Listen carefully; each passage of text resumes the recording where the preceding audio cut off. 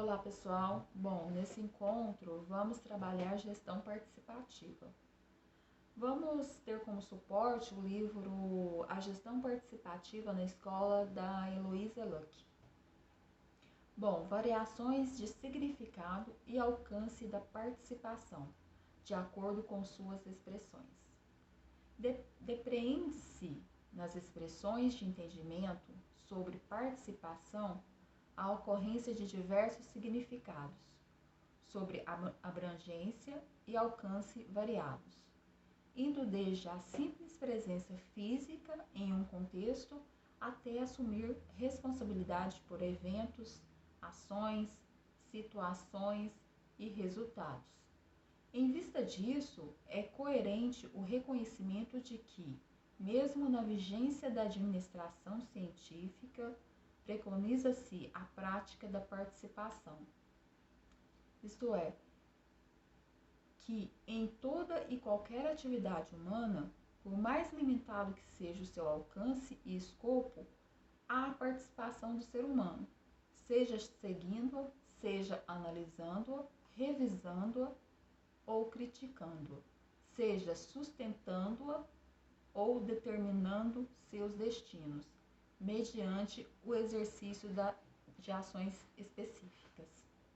Na escola, a participação tem sido evocada em várias circunstâncias, das quais destacamos algumas, apenas para exemplificar certas práticas levadas a efeito sob essa denominação. Uma das circunstâncias escolares mais comuns sobre as quais se demanda a participação de professores diz respeito à realização de atividades extracurriculares, como, por exemplo, festas juninas, promoções de campanhas, atividades de campo ou transversalidade do currículo ou outras atividades desse gênero. Na minha escola, todos os anos temos espaço garantido de participação. É a realização de festas juninas, uma tradição.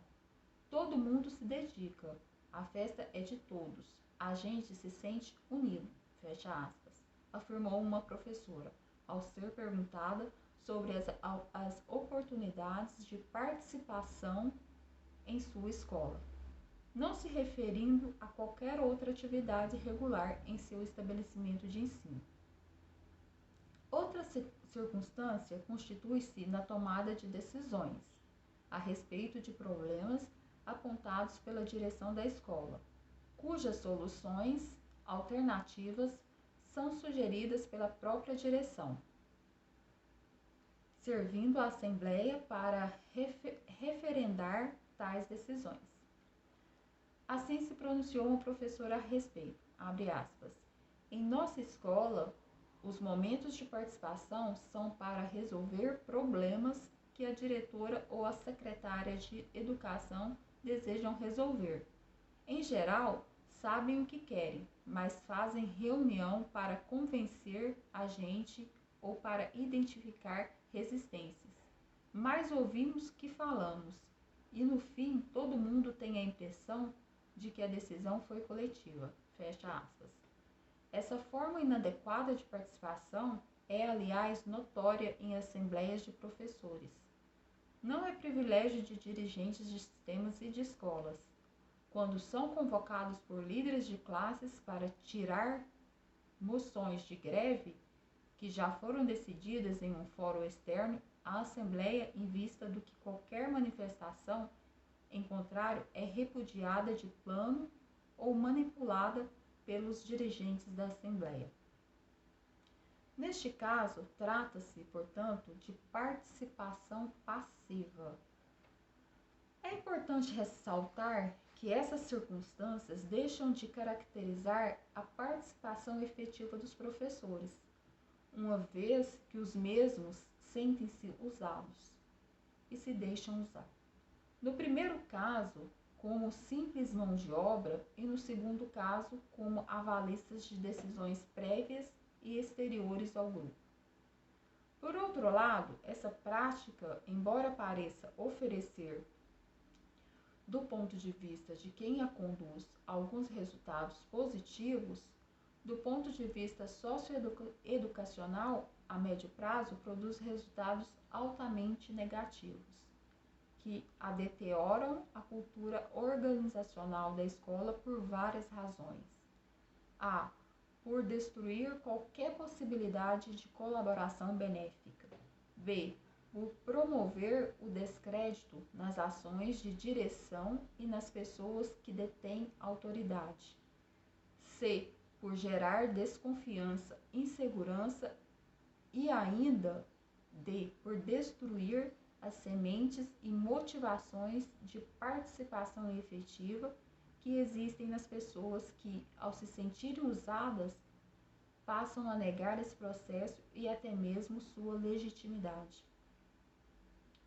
Conforme exemplificando no depoimento de uma professora, abre aspas, eu já não aguento mais reuniões, são sempre os mesmos que falam. É uma pura perda de tempo, pois tudo continua como sempre, nada muda, fecha aspas. A participação efetiva na escola pressupõe que os professores, coletivamente organizados, discutam e analisem a problemática pedagógica que vivenciam em interação com a organização escolar e que, a partir dessa análise, determinem caminhos para superar dificuldades que julgarem mais carentes de atenção e assumam compromisso com a promoção de transformações nas práticas escolares. Assim, os problemas e situações desejados são apontados pelo próprio grupo, e não apenas pelo diretor da escola ou sua equipe técnico-pedagógica, gerando dessa forma um sentimento de autoria e de responsabilidade coletivas pelas ações educacionais, condição fundamental para sua efetividade segundo o espírito democrático e a prática da autonomia. Em sala de aula, de acordo com o entendimento limitado de participação, professores indicam sua importância em relação aos alunos, propondo até mesmo a avaliação por participação, notoriamente conhecida como simples e eventual manifestação verbal indicativa de estarem acompanhando e prestando atenção na aula. Nesse caso, cria-se uma cultura de teatro de participação, no qual entram em cena apenas os alunos que imaginam saber o que os professores desejam ouvir, uma vez que julgam não poderem dizer mais do que o diferente do que fora o perguntado. Em trabalhos em grupos, observa-se até mesmo a distorção do sentido de grupo, uma vez que é comum, em vez de utilizar os grupos para promover a aprendizagem coletiva pela socialização, a partir da discussão e do debate de ideias, realizar-se a divisão de atividades e tarefas para diminuir o encargo e facilitar o trabalho de todos, inclusive o do professor que tem menos trabalho para ler. Portanto, a observação, a análise e a compreensão dos processos e das formas de participação constitui-se em condições para que se possa aprimorar esses processos na escola. Como um processo social, apresenta vários desdobramentos e nuances, demandando de todos os participantes e, sobretudo, de seus líderes, habilidades específicas e atitudes especiais. Formas de participação. A participação tem sido exercida sob inúmeras formas e nuances no contexto escolar. Desde a participação como manifestação de vontades individualistas, algumas vezes camufladas, até a expressão efetiva de compromisso social e organizacional, traduzida em atuações concretas e objetivas, voltada para a realização conjunta de objetivos. Em decorrência dessa variação, o sentido efetivo da participação se expressa pela peculiaridade da prática exercida e seus resultados. Assim, é que se pode observar em diferentes contextos a prática diferenciada da participação por sua abrangência e seu poder de influenciar. Dessa maneira, a partir do estudo de formas de participação, são identificadas a participação como presença, b. a participação como expressão verbal e discussão, c. a participação como representação política, d. a participação como tomada de decisão e a participação como engajamento, conforme a seguir comentadas. Observa-se que essas categorias apresentam diferentes intensidades de envolvimento e compromisso, que vão do compromisso apenas formal e distanciado ao envolvimento pleno e engajado. Participação com presença. Segundo o entendimento da participação com presença, é participante quem pertence a um grupo ou organização, independente de sua atuação nele, como, por exemplo, quem é membro de uma escola, de um grupo de professores, de associação de pais e mestres, etc. Nesse caso, a filiação à associação é estar em um ambiente que constitui situações concebidas como participação.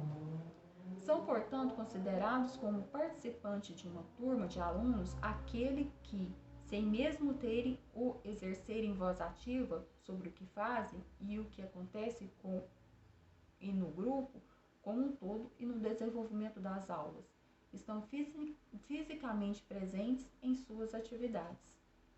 Essa participação pode muitas vezes ocorrer por obrigatoriedade, por eventualidade ou por necessidade e não por intenção e vontade própria. Outras vezes, porém, como mera concessão. Essas circunstâncias são expressas em caso como, por exemplo, de alunos que vão para a escola por obrigação, por determinação de seus pais, sem entender o sentido dessa necessidade em sua vida, e que durante o processo educacional não têm seus interesses próprios e motivação despertados para o mesmo.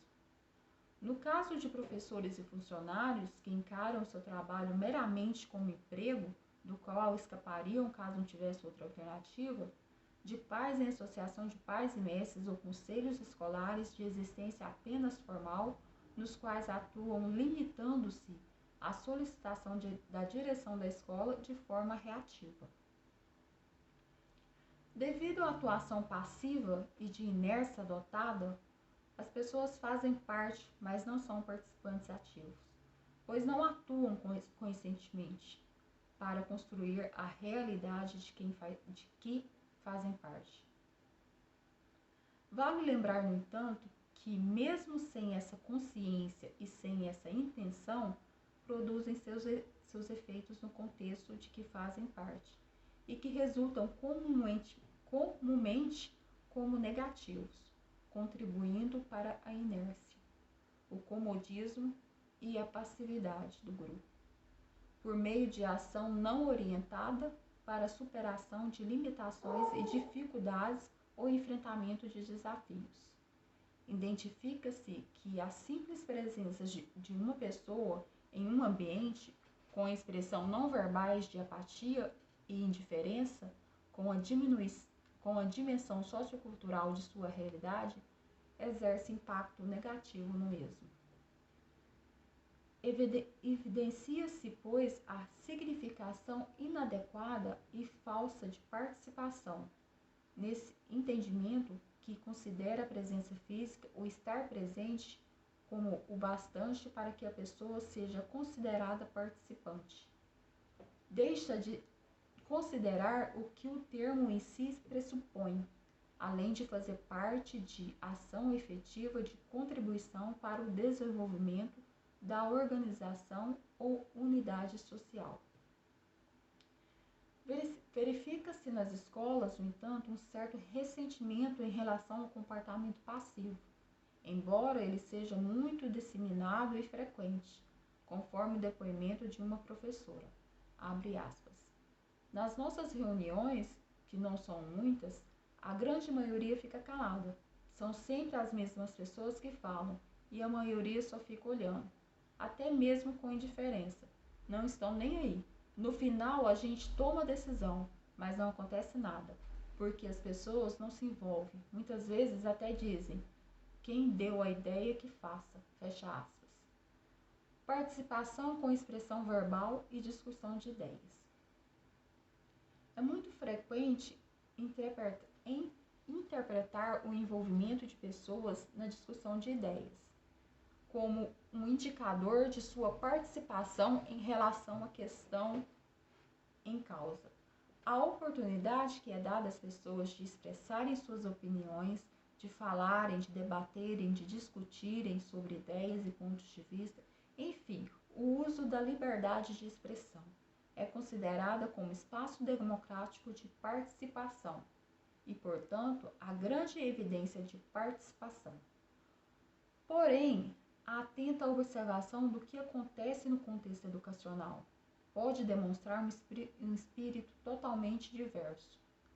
Isso porque não incomoda perceber, como já indicado anteriormente, escolas em que as decisões tomadas por sua direção têm o espaço de reuniões de professores, o objetivo de referendar decisões tomadas, constituindo-se, desse modo, em processo de falsa democracia e participação, conforme indicado por uma professora. Abre aspas. Participar dessas reuniões é pura perda de tempo. A gente sabe que é só falação, que é pura enganação. A decisão já está tomada. É fácil perceber isso pelo jeito que a reunião é conduzida. No fim, a gente está se enganando. Fecha aspas. Trata-se, no entanto, de uma situação aceita e avalizada por omissões e expressões subliminares e até mesmo explícitas de esforço.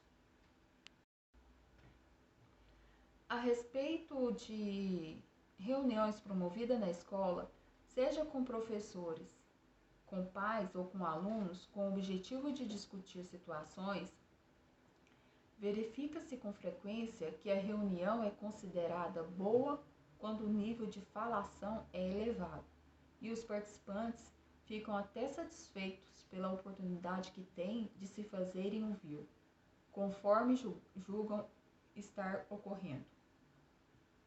Abre aspas.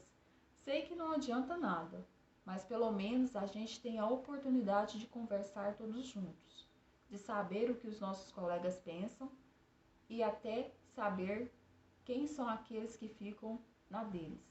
Deveria haver mais reuniões e nós deveríamos aprender a usar melhor esse espaço. Fecha aspas. A participação com essas características é, portanto, muitas vezes limitada. É fácil observar que ela não passa com muita frequência de simples verbalização de opiniões, de apresentação de ideias, de descrição de experiências pessoais e de fatos observados, sem se promover o avanço no processo compartilhado de entendimento sobre as questões discutidas e de tomada de decisão para o enfrentamento de desafios e superação de limitações, que correspondam também ao compartilhamento de poder e de responsabilidade por sua realização. Nem mesmo ocorre um melhor entendimento sobre as opiniões em torno das questões debatidas, quando não acontece o esforço pela interação das ideias e opiniões de maneira a se compreender de forma mais aprofundada e alargada as questões em debate.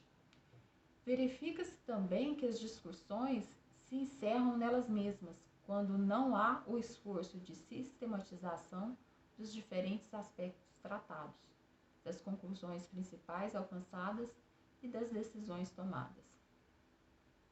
É possível observar em tais reuniões que se manifestam situações de tensão e conflito, sem que, no entanto, se dê atenção a elas, o que seria necessário para compreendê-las e resolvê-las, de modo que não interfiram nas ações que devem ser adotadas posteriormente.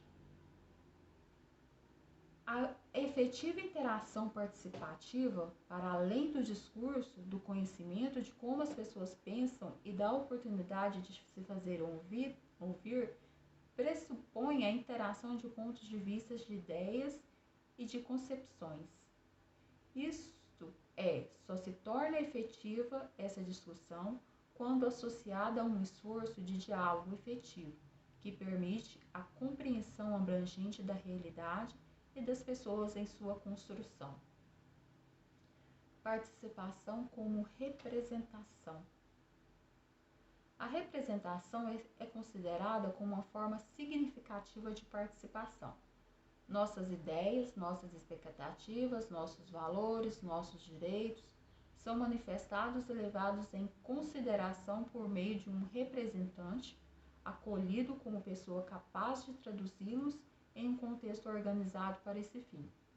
Essa concepção é necessária em grupos sociais grandes que não permitem a participação direta de todos, e se efetiva pela instituição de organizações formais em que o caráter representativo é garantido pelo voto.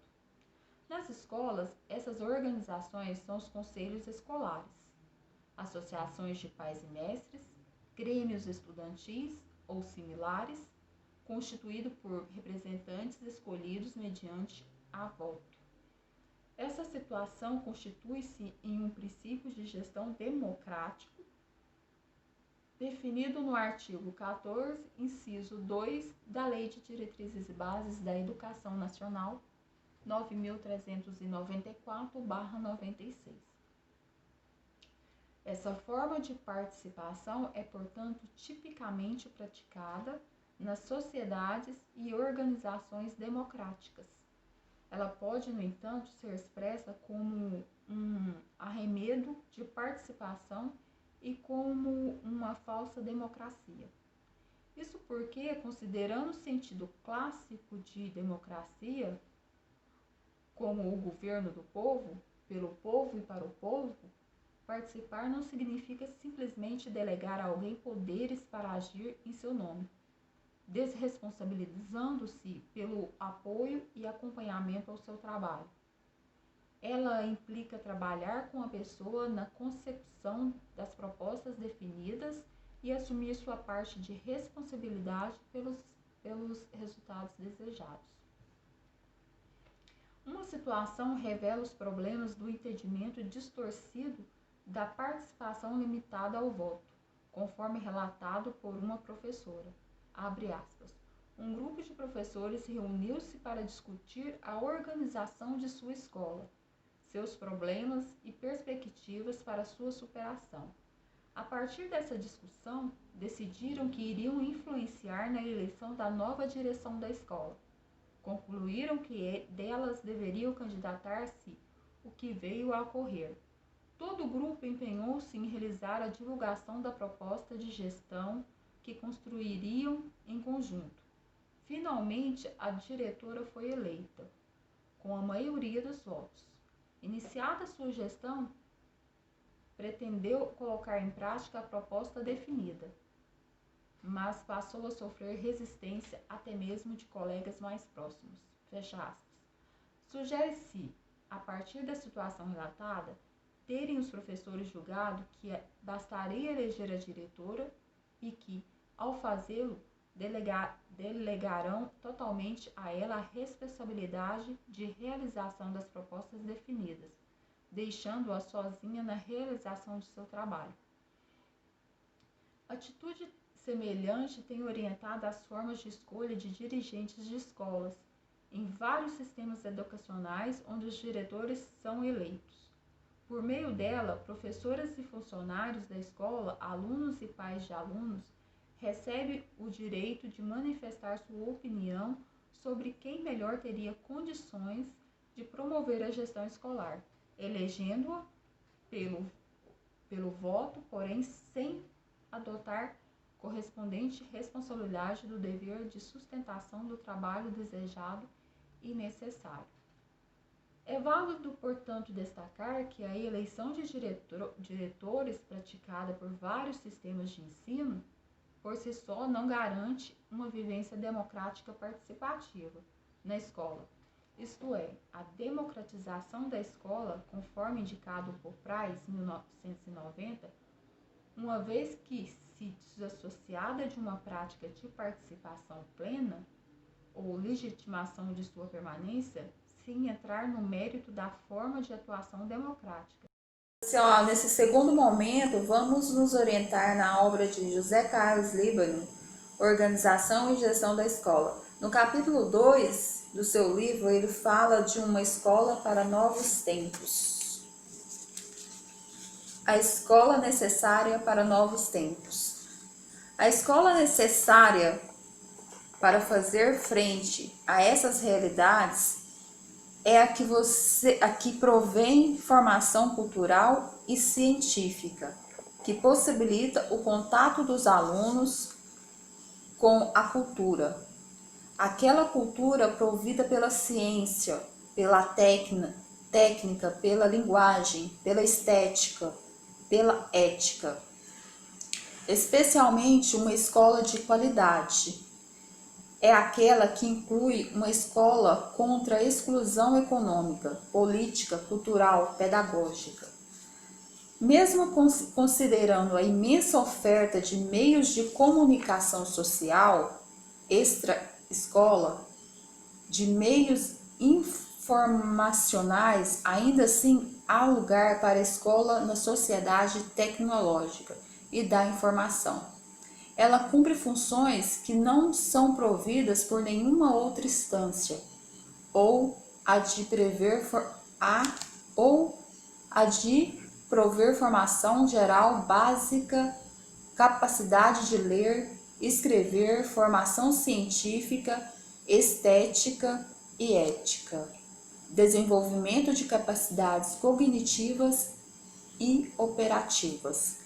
Por outro lado, a escola precisa ser repensada, porque ela não detém o monopólio do saber, pois a educação acontece em muitos lugares, por meio de várias agências, como a família, os meios de comunicação, as empresas, os clubes, as academias de ginástica, os sindicatos. As próprias cidades vão se transformando em agências educativas, à medida que os espaços e os equipamentos urbanos, as formas participativas de gestão dos recursos financeiros, os programas culturais e de lazer, etc., são tipicamente práticas educativas. Cavalcante, 2002. Por isso, gradativamente, a escola vai se convertendo num espaço de síntese. Colomb Canelans, 1994. A escola de hoje não pode limitar-se a passar informação sobre as matérias, a transmitir o conhecimento do livro didático. Ela é urna síntese entre a cultura experienciada que acontece na cidade, na rua, nas praças, nos pontos de encontros, nos meios de comunicação, na família, no trabalho e etc. É a cultura formal que é domínio do conhecimento, das habilidades de pensamento. Nela, os alunos aprendem a atribuir significados às mensagens e informações recebidas de fora, dos meios de comunicação, da vida cotidiana, das formas de educação proporcionadas pela cidade, pela comunidade.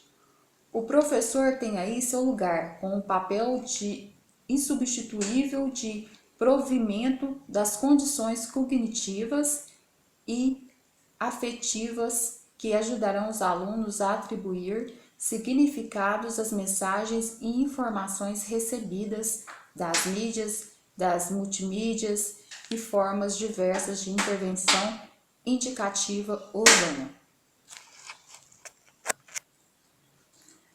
O valor da aprendizagem escolar, com a ajuda pedagógica do professor, está justamente na sua capacidade de introduzir os alunos nos significados da cultura e da ciência, por meio de mediações cognitivas intencionais. Na escola, pelos conhecimentos e pelo desenvolvimento das competências cognitivas, torna-se possível analisar, criticar a informação. Os alunos vão aprendendo a buscar a informação na TV, no rádio, no jornal, no livro didático, nos vídeos, no computador e etc. Mas também os instrumentos conceituais para analisarem essa informação criticamente e darem-lhe um significado pessoal e social. A escola fará, assim, a síntese entre a cultura formal dos conhecimentos sistematizados e a cultura experienciada. Por isso, é necessário que proporcione não só o domínio da linguagem, mas também para uma busca da informação e também para a criação da informação, ou seja, a escola precisa articular sua capacidade de receber e interpretar informação, coro a de produzi-la, considerando-se o aluno sujeito do seu próprio conhecimento. Os objetivos.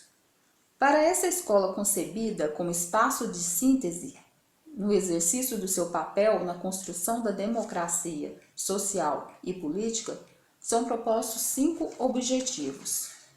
Primeiro, promover o desenvolvimento de capacidades cognitivas, operativas e sociais dos alunos, processos mentais, estratégias de aprendizagem, competências do pensar, pensamento crítico, por meio dos conteúdos escolares. Segundo, promover as condições para o fortalecimento da subjetividade e da identidade cultural dos alunos, incluindo o desenvolvimento da criatividade, da sensibilidade, da imaginação. Terceiro, preparar para o trabalho e para a sociedade tecnológica e comunicacional, implicando preparação tecnológica, saber tomar decisões, fazer análises globalizantes e interpretar informações de toda a natureza, ter atitude de pesquisa, saber trabalhar junto e etc. Quarto, formar para a cidadania crítica, isto é, formar um cidadão trabalhador, capaz de interferir criticamente na realidade para transformá-la, e não apenas formar para integrar o mercado de trabalho. Quinto, desenvolver a formação para valores éticos, isso é, formação de qualidades morais, traços de caráter, atitudes, convicções humanistas e humanitárias. Em relação ao primeiro objetivo, o que está em questão é uma formação que ajude o aluno a transformar-se no sujeito pensante, de modo que aprenda a utilizar seu potencial de pensamento na construção e reconstrução de conceitos, habilidades, atitudes, valores. Trata-se de investir numa combinação bem-sucedida entre a assimilação consciente e ativa dos conteúdos e o desenvolvimento de capacidades cognitivas e afetivas pelos alunos, visando ao desenvolvimento do pensar, ou seja, a internalização de instrumentos conceituais para lidar com os problemas, dilemas e situações da realidade. Em resumo, a escola de qualidade promove para todos o domínio dos conhecimentos, da cultura, da ciência, da arte, junto com o desenvolvimento de capacidades, de habilidades e de pensamentos. O segundo objetivo visa assegurar a ligação entre os aspectos cognitivos, social e afetivo da formação. O ensino implica lidar com os sentimentos, respeitar as individualidades, compreender o mundo cultural dos alunos e ajudá-los a se construírem como sujeitos, a aumentar sua autoestima, sua autoconfiança, o respeito consigo mesmo. O terceiro objetivo propõe que a escola contemporânea atenda às demandas produtivas e de emprego, ou seja, promova a inserção competente e crítica no mundo do trabalho, incluindo a preparação para o mundo tecnológico e comunicacional e para as complexas condições de exercício profissional no mercado do trabalho. A preparação tecnológica inclui o desenvolvimento de saberes e competências exigidas pelo novo processo produtivo, como compreender a totalidade do processo de produção, desenvolver capacidade de tomar decisões e de fazer análise globalizante, interpretar informações de todo tipo, pensar estrategicamente, desenvolver flexibilidade mental para lidar com situações novas ou inesperadas. O quarto objetivo refere-se à educação do trabalho cidadão. A escola precisa torná-lo capaz de interferir criticamente na realidade, para transformá-la e não apenas para integrar-se ao mercado de trabalho. A escola deve continuar investindo na ajuda aos alunos para que se tornem críticos, para se engajarem na luta pela justiça social e pela solidariedade humana. A preparação para o exercício da cidadania, incluindo a autonomia, a participação e o diálogo como princípios educativos, envolve tanto os processos organizacionais internos da escola como a articulação com os movimentos e organizações da sociedade civil. Muitas escolas adotam formas de gestão participativa e incorporam nos conteúdos escolares as lutas dos movimentos sociais organizados pela moradia, salário, educação, saúde, emprego e etc.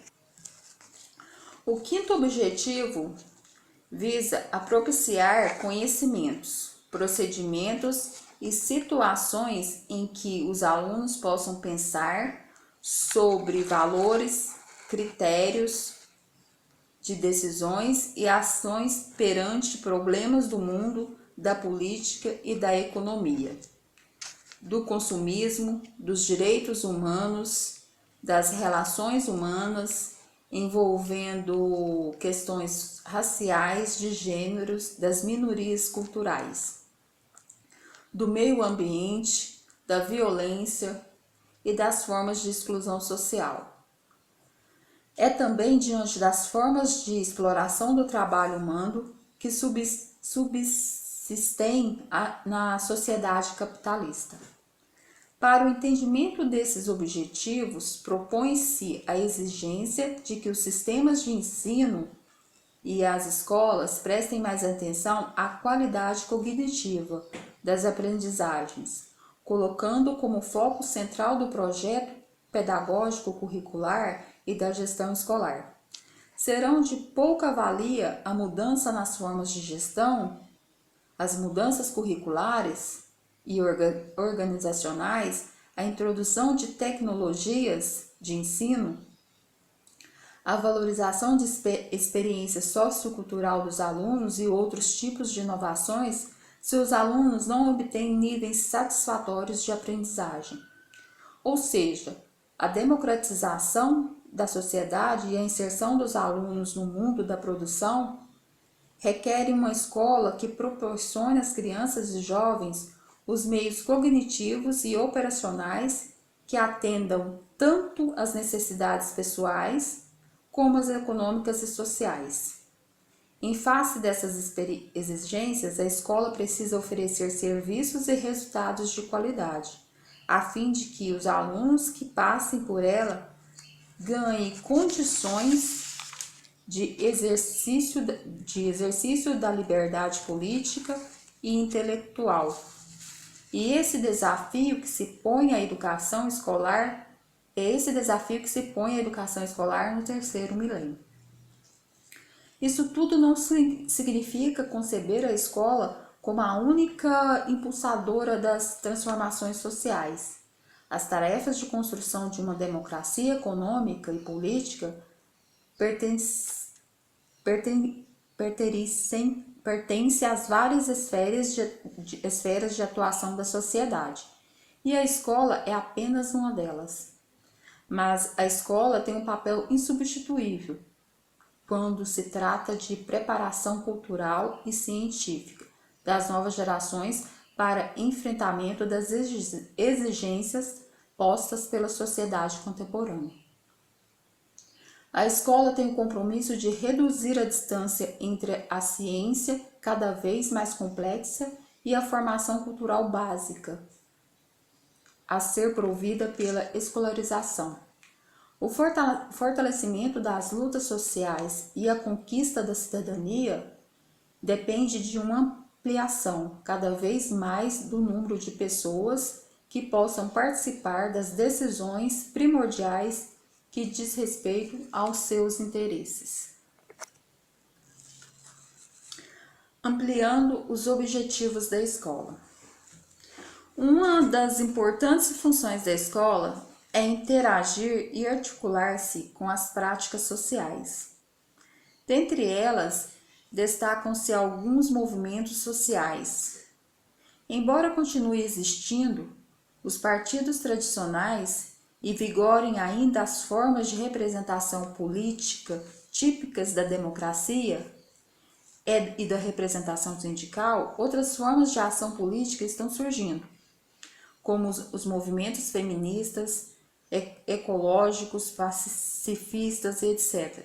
Vamos destacar alguns desses movimentos. Educação para igualdade entre os sexos.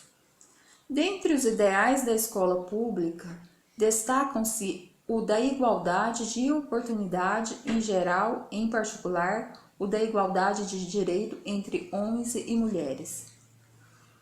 Os movimentos de mulheres ressaltam a distinção entre o sexo e o gênero, mostrando que o gênero masculino e feminino são noções estabelecidas numa cultura e numa sociedade organizada por homens.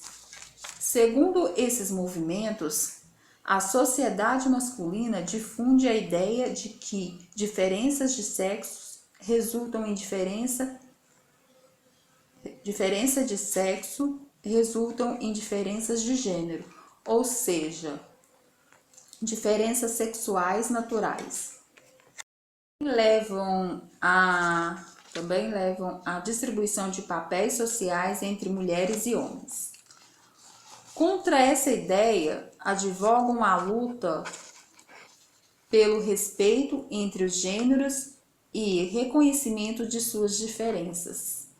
Nesse sentido, as práticas educativas na escola, na comunidade, no currículo e nas salas de aula devem sustentar-se no princípio de que as diferenças entre homens e mulheres no trabalho, nas formas de expressão de sentimentos em papéis sociais, não resultam de uma base natural, mas são socialmente construídas.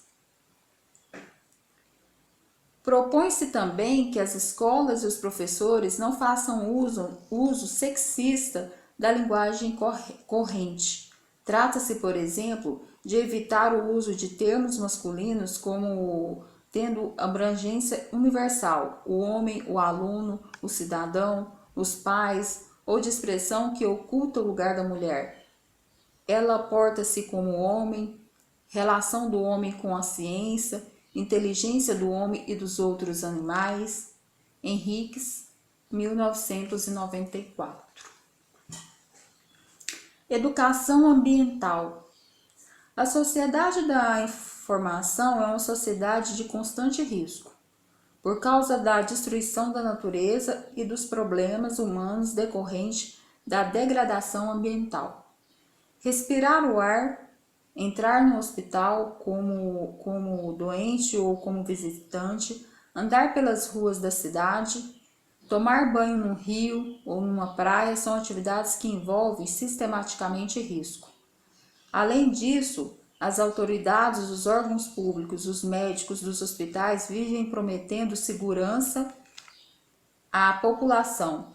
Todavia, boa parte da solução dos problemas não dependem dessas pessoas, mas de interesses econômicos privados. Há diferentes entendimentos em relação à educação ambiental.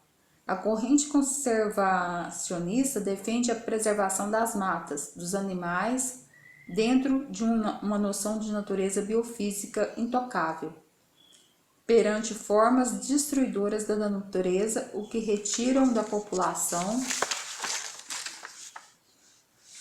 meios de ganhar a vida. Defenderia a manutenção de formas de vidas primitivas, como é o caso, por exemplo, dos seringueiros da Amazônia, ou dos índios, que resistem à exploração do seu território e à distribuição do seu meio natural de vida. A corrente naturalista propõe uma forma de educação pelo contato com a natureza, a vida ao ar livre, montanhismo, caminhada ecológica, trilha e etc., o que levaria ao turismo ecológico. A corrente da gestão ambiental incentiva ações de movimentos sociais, de comunidades e de governos na luta pela despoluição das águas e do ar. Critica todas as formas de depredação da natureza, principalmente pela indústria. A corrente da economia ecológica, que agrupa organismos internacionais, incluindo o Banco Mundial, a FAO, a Unesco e várias outras organizações não governamentais e associações ambientalistas, se caracteriza por defender tecnologias alternativas no trato da terra, no uso da energia, no tratamento dos resíduos e etc. Essa corrente se desdobra em duas vertentes, muito diferentes entre si. A vertente do desenvolvimento sustentável, cujo modelo de desenvolvimento é o capitalista, devidamente reciclado. B. A vertente das sociedades sustentáveis, que sem negar os avanços técnicos e desenvolvimento ambiental, questiona o modelo de progresso destruidor da natureza. Correntino, 1995. Essas quatro correntes enfatizam diferentes concepções e forma de fazer educação ambiental. E do ponto de vista pedagógico, não se exclui. A educação ambiental contribui na formação humana, levando os alunos a refletirem sobre a questão do ambiente no sentido de que as relações do ser humano com a natureza e com as pessoas assegurem uma qualidade de vida no futuro, diferente do atual modelo economista de progresso.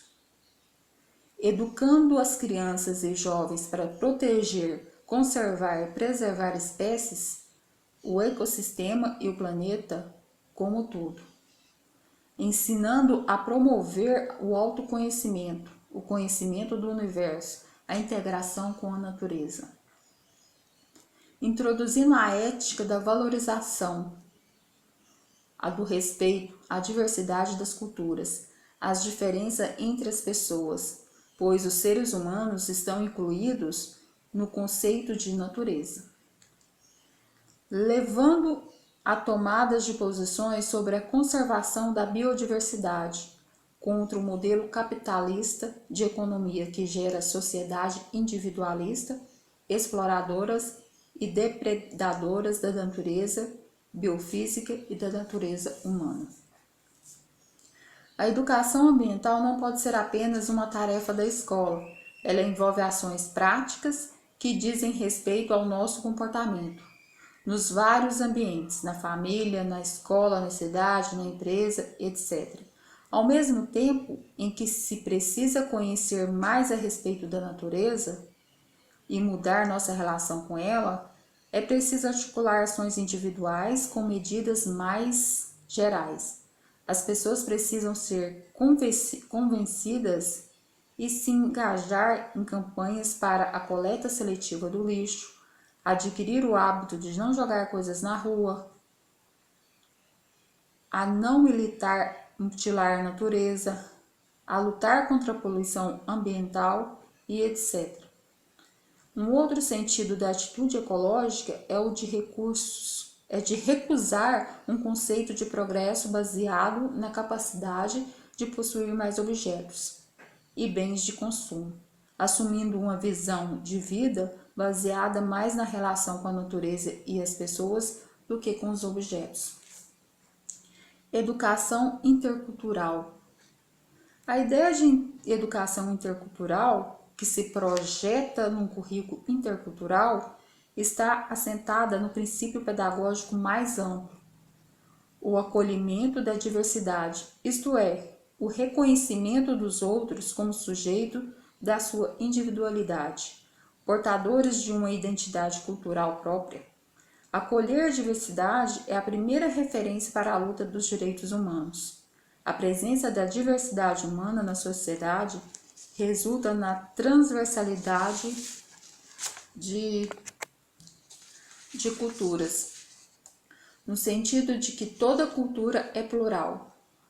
Uma prática, um comportamento intercultural significa reconhecer o pluralismo cultural, aceitar a presença de várias culturas e desenvolver hábitos mentais e atitude de abertura e diálogo com essas culturas. Gimeno, 1995. De fato, professores e alunos convivem com uma pluralidade crescente de pessoas e grupos sociais. Vem aumentando a interação entre pessoas de diferentes lugares, em boa parte por causa da intensificação da migração decorrente do aumento das desigualdades, da pobreza, da falta de terra. Com isso, as crianças na escola convivem com pessoas diferentes, às vezes com culturas e costumes diferentes etnias e diferentes linguagens. Uma educação intercultural requer que as decisões de equipe escolar sobre objetivos escolares e organização curricular reflitam os interesses e necessidades formativas dos diversos grupos sociais existentes na escola. A cultura popular, o urbano e o rural, a cultura dos jovens, a cultura de homens e mulheres, de brancos e negros, da minoria étnica, dos alunos com necessidades especiais. Assumir o objetivo da educação intercultural não significa reduzir o currículo aos interesses de vários grupos culturais que frequentam a escola. O que se propõe é que, com base em atitudes coletivas, definida pela escola no sentido de um pluralismo cultural, uma visão aberta e plural em relação às culturas existentes na sociedade e na comunidade, seja formulada uma proposta curricular que incorpore essa visão intercultural. Não basta, todavia, pensar apenas no currículo formal. A educação intercultural perpassa a organização escolar. O tipo de relação humana que existe entre os profissionais e os usuários da escola, o respeito a todas as pessoas que nela trabalham. Ou seja, trata-se de uma mudança de mentalidade, de transformação das formas de pensar, de sentir, de comportar-se em relação aos outros. É preciso considerar, além disso, que os alunos trazem para a escola e para as salas de aula um conjunto de significados, valores, crenças, modos de agir, resultantes de aprendizagens informais. que muitos autores chamam de cultura paralelas ao currículo extraescolar. Fazem parte dessa cultura paralela o cinema, a TV, os vídeos, as conversas entre adultos e entre amigos, as revistas populares, o rádio, de onde os alunos extraem sua forma de ver o mundo. As pessoas, as diferentes culturas, povos e etc. A organização escolar e os professores precisam saber como articular essas culturas, ajudar os alunos a fazer as ligações entre a cultura elaborada e a sua cultura cotidiana, de modo que adquiram instrumentos conceituais, formas do pensar e de sentir, para interpretar a realidade e intervir nela.